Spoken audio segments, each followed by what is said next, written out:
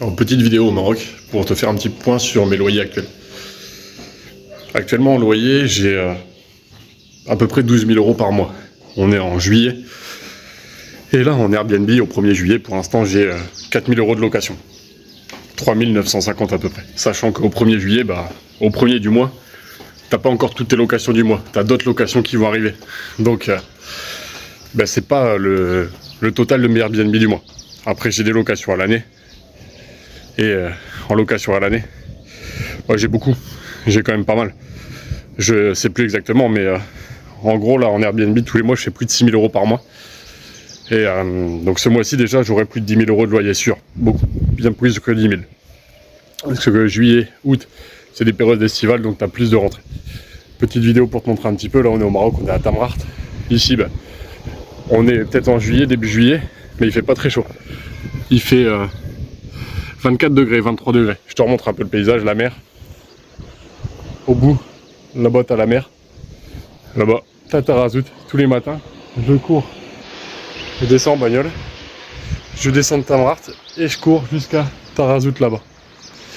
Donc ça me fait une petite heure et demie de course à pied tous les matins. Et petite particularité, sur mon ressenti sur les jambes, j'avais mal aux jambes. J'avais les jambes lourdes ces derniers temps. Et du coup, je me disais, j'avais la flemme de courir. Premier jour, un peu la flemme. Deuxième jour, un peu la flemme. Et troisième jour, c'est marrant, hein, ça faisait 3 jours d'affilée que je courais, les jambes étaient plus légères. Et aujourd'hui, 4e jour d'affilée que je cours, les jambes sont plus légères. Et j'ai remis un peu en cause mes croyances sur la muscu ces temps-ci. Parce qu'avant, je pensais que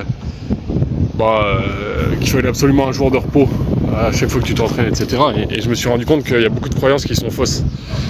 Par exemple, je fais des pompes, je fais des séries de 55 pompes une fois par jour. Pas tous les jours, mais 5 jours par semaine, ça me pose pas de problème.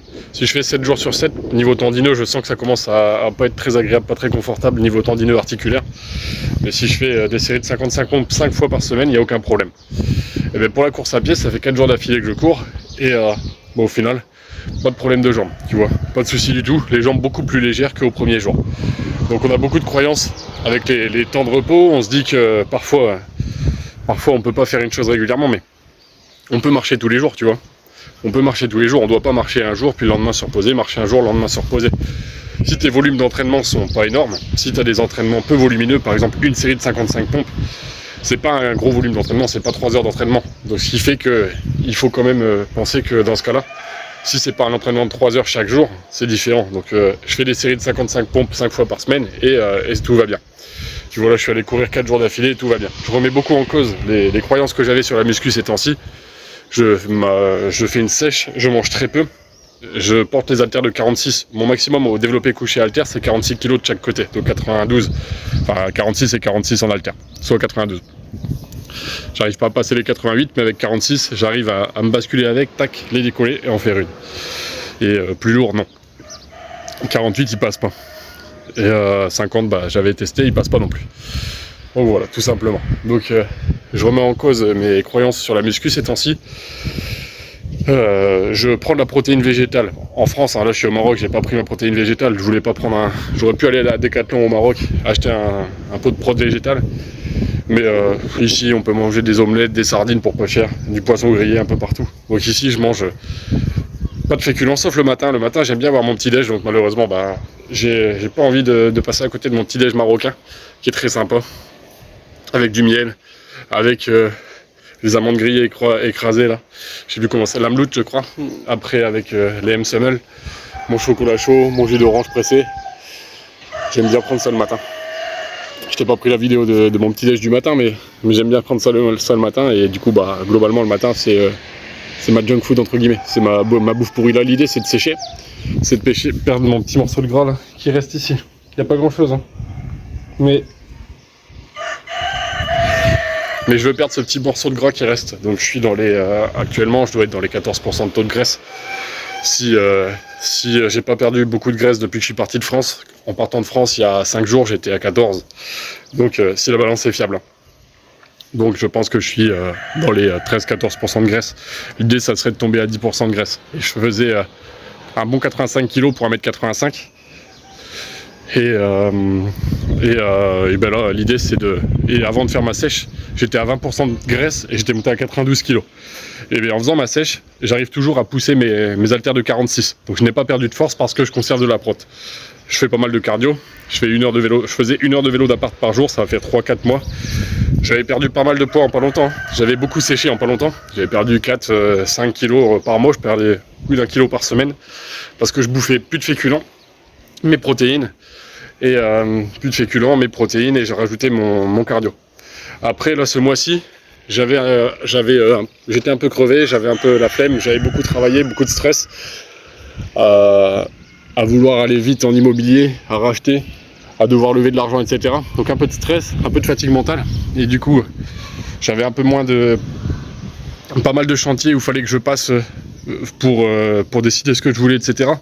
Pas mal de réflexions sur mes chantiers, donc du coup, j'avais un peu moins d'énergie, j'ai fait moins de vélo. J'ai dû faire une dizaine d'heures de vélo, une heure pendant 10 jours, sur un mois. Donc d'habitude, sur un mois, je faisais 30 jours de vélo d'appart. Mais là, je ne l'ai pas fait, hors vacances. Donc là, tous les matins, je suis allé courir pour rattraper un peu ça. Et je mange pas de gros tagines, je mange pas de pizza, je mange pas de frites avec mes poissons grillés. Je mange juste du poisson grillé, des omelettes. Et puis le matin, mon petit déj un peu pourri, mais avec une omelette pour avoir des protes. Le midi, des sardines grillées, plus une salade marocaine, avec tous les petits légumes. Et puis le soir, je mange... Hier, j'ai mangé quoi? Hier, j'ai mangé un tagine kefta. C'est des œufs, de la viande hachée, qui est faite avec des oignons, des tomates, etc. Donc voilà ce que j'ai mangé là hier. Donc plutôt de la protéine, pas beaucoup de féculents, histoire de perdre mon gras. Et je pense que j'ai perdu mon gras. Mon petit bourrelet du ventre, là, il est beaucoup moins épais qu'au début du séjour. Donc je pense que ma sèche continue. C'est pas aussi rapide que je le voudrais, parce que tu te dis je fais un effort, j'aimerais bien que ça soit tout de suite, mais ça c'est comme tout dans la vie. On a envie que les choses aillent très très vite et puis ça prend toujours du temps. Donc en immobilier, l'idée c'est de continuer d'acheter pas mal d'appart. Là je devrais en avoir 43 ou 44 en fonction de mes ventes actuelles. Et 43-44, il y en a un où je vis dedans. Je vis pas dans la rue, je vis pas dans un carton, je vis dans un de mes apparts. Et je le compte comme dans les apparts de mon patrimoine. C'est pas un qui est un loué. Parmi tous mes apparts, il y en a un qui est pas loué, mais qui est pour moi vivant. Donc voilà. Donc là, pour l'instant, ce mois-ci, 4 000 € de locatif en Airbnb, plus à peu près 6 000 en location longue. Je sais plus exactement les chiffres. À chaque fois, il faut que je me repose, que je reprenne ma calculette parce que les chiffres changent tout le temps. Mais je fais toujours mes 10 000 par mois largement. Mes 10 000 largement, mes 12 000, ils tombent tous les mois franchement. Quand tu regardes, là par exemple le mois d'avant, j'ai fait 6 000 en Airbnb, ce qui fait que ça m'a fait 12 000 € de loyer. Ce mois-ci, je pense que je serai peut-être dans les 14 000 parce que juillet c'est un mois où c'est l'été, tu loues plus cher. Et il y a des apparts que j'ai loués pour des tarifs beaucoup plus élevés que d'habitude. Mais là j'ai encore, sur mes Airbnb, j'ai modifié un peu mes prix, j'ai baissé un peu mes prix pour être sûr de remplir. Parce qu'un appartement qui est vide, il te rapporte 0, même si tu penses en avoir 1 000 € de loyer par mois et que tu n'as personne dedans, ça fait 0. Donc parfois, il faut mieux baisser un peu ses prix, être sûr de remplir. Parce que si tu es vide parce que tu es trop cher, au final, tu gagnes 0. Donc c'est pas intéressant. Donc parfois, je baisse mes prix. Et puis de toute façon, si j'encaisse de l'argent, je le réinvestis, je paye mon matériel, je paye mon salarié, je paye mon plaquiste, etc. Et du coup, j'avance très vite. Donc l'idée, c'est de rentrer de l'argent et pas toujours de rentrer les nuits les plus chères possibles. Moi, l'idée, c'est de rentrer de l'argent dans tous mes apparts, et c'est ça qui me fait ma grosse paye. Je suis pas du tout la personne qui loue au plus cher, hein. Je suis une personne qui a beaucoup d'apparts et qui loue à des prix très corrects. Donc les gens en général sont très contents parce que ça leur permet d'avoir des vacances pour des prix corrects. C'est des gens, des jeunes actifs, des étudiants qui ont des apparts pour des prix très corrects. Et puis moi, comme j'achète pas cher, je peux me permettre de faire des prix corrects. Je suis toujours très très rentable, même en faisant des bas prix. Comme j'ai ma boîte de réno, je gère un peu les prix donc des rénos. Donc ça me permet d'avoir toujours une très grosse renta parce que je baisse mes coûts de réno. Et puis comme j'emprunte beaucoup d'argent, j'ai des crédits. Je sors pas tout de ma poche, je fais des crédits pour ensuite pouvoir des crédits sur des durées longues, sur des crédits idéalement 20 ans. Parce que si tu fais un crédit sur 20 ans, pour une maison qui se paye dans ma ville, hein, quand tu es mauvais, tu payes la maison en 15 ans, on va dire. Enfin, si tu es très mauvais, tu la payes en 20 ans. Donc ton crédit, enfin, tu fais de l'autofinancement. Dans les villes où le prix au mètre carré n'est pas très élevé, tes maisons, elles se payent toutes seules. Donc autant en acheter le plus possible. Tu fais un crédit, tu la mets en location, et puis ton crédit sera remboursé par tes loyers. Et si tu es bon, eh ben, tu feras une liberté financière rapide pour la bonne raison que tu vas faire. Par exemple, comme moi, j'ai des maisons à 700 balles où j'ai plus de 2000 € de loyer. Donc ça veut dire que plus tu achètes de maisons, plus tu as de bénéfices chaque mois et plus tu es libre. C'est ça qui me permet d'aller vite en fait. C'est ça qui me permet de payer mes matériaux. C'est ça qui me permet d'avoir un meilleur dossier bancaire pour réitérer et recommencer encore. C'est comme ça qu'on va très très loin. Et c'est comme ça que pas mal d'investisseurs immobiliers avec des gros parcs, on les fabrique ces gros parcs dans les villes où les prix au mètre carré sont pas chers, donc où on a une bonne rentabilité locative et où pour des petits prix on arrive à acheter beaucoup de biens. C'est comme ça qu'on va très très loin. Donc j'ai eu un petit retour aujourd'hui dans mes commentaires. J'étais très content de lire un commentaire où on me disait ça me fait plaisir de revoir tes vidéos, de voir vos vidéos, et c'est pour ça que j'ai repris ma petite caméra pour te faire une petite vidéo rapide. J'avais fait une petite vidéo au Chili où je t'avais montré un peu les lamas. Chili, Bolivie, c'était en Bolivie, où on venait d'arriver en Bolivie, on voyait un peu les lamas, on voyait un petit peu un genre de lapin, mais ça ressemblait à un lapin qui vivait dans les trous des pierres, mais c'était, je sais pas exactement comment ça s'appelle, je t'avais montré un petit peu un genre de petit scorpion jaune, mais c'était pas un scorpion dangereux, je sais plus comment il s'appelle non plus. Et voilà, je t'avais montré pas mal de petites choses des vacances. Donc en dessous, tu as mon guide pour bien acheter. Tu peux télécharger mon guide pour bien acheter, mon guide offert. Tu peux te former avec moi sur l'électricité.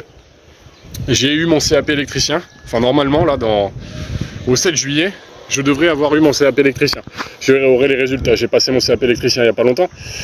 Je l'avais passé en 2022, mais à l'époque, je venais d'apprendre l'élec. J'avais rencontré mon associé avec qui j'avais ouvert ma boîte de réno. Et puis cette boîte de réno, au final, lui et moi, on n'en avait rien fait. J'avais racheté ses parts parce qu'on n'avait pas les mêmes façons de penser. Moi, je pensais long terme et je voulais qu'on garde l'argent dans la boîte pour le replacer. Et lui, il pensait court terme, de sortir l'argent de la boîte pour avoir une belle vie. Donc on pensait pas du tout pareil, ce qui fait que j'ai racheté ses parts. Lui, il est parti refaire sa petite vie dans son coin. Et puis moi, au final, j'ai racheté les parts et je gère ma boîte de réno comme je le sens, tout seul, avec mes propres décisions, et c'est beaucoup mieux, ça me va beaucoup mieux. Mais cette boîte de réno, on l'avait créée un soir à 23 h. On avait payé l'entreprise pour ouvrir la boîte, pour créer les statuts, etc. Pour avoir le cabis, pour faire les démarches au greffe, un soir à 23 h. Et puis entre potes. Et puis voilà, on s'était décidé comme ça, sur un coup de tête. Et puis au final, cette boîte, elle est toujours quelque chose.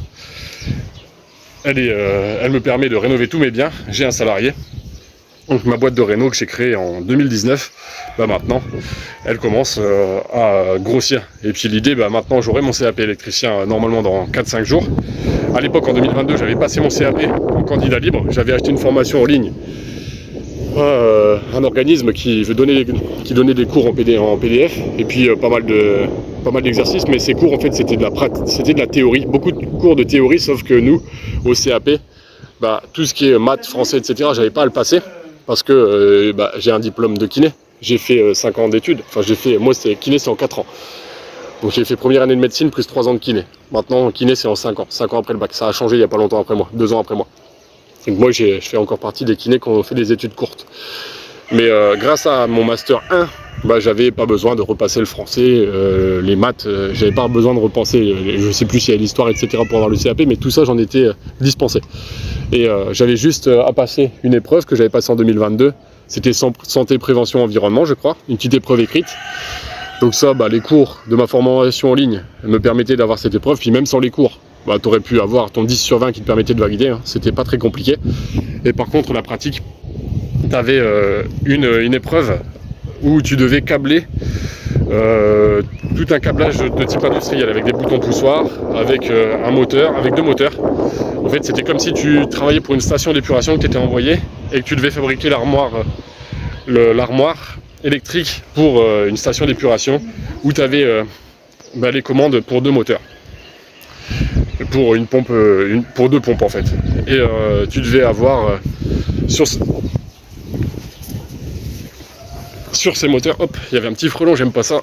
Sur ces 2 moteurs, tu devais avoir des horloges qui étaient associées, des voyants pour dire s'il y avait un défaut, pour mettre marche, arrêt, etc.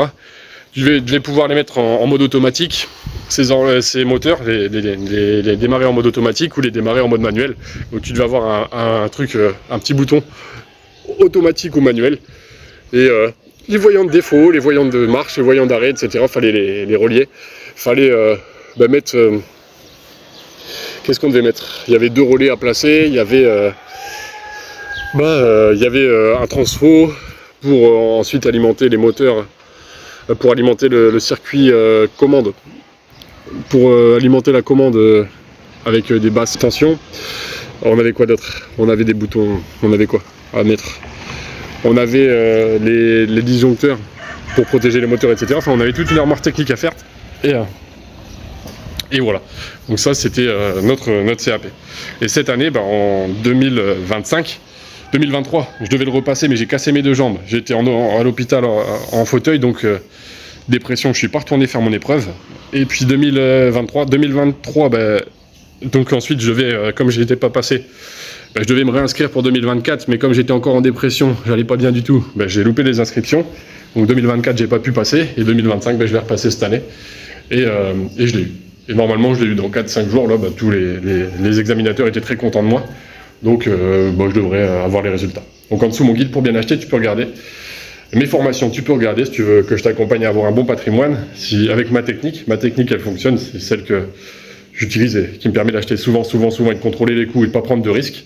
Je t'accompagne si tu veux me suivre. Prends soin de toi, c'est Flav. Dis-moi le type de vidéo que tu aimerais avoir. Mets-moi un j'aime, un commentaire, etc. Télécharge mon guide offert en dessous si tu veux pas faire d'erreur, si tu veux bien lâcher, si tu veux pas te faire arnaquer. Et prends soin de toi.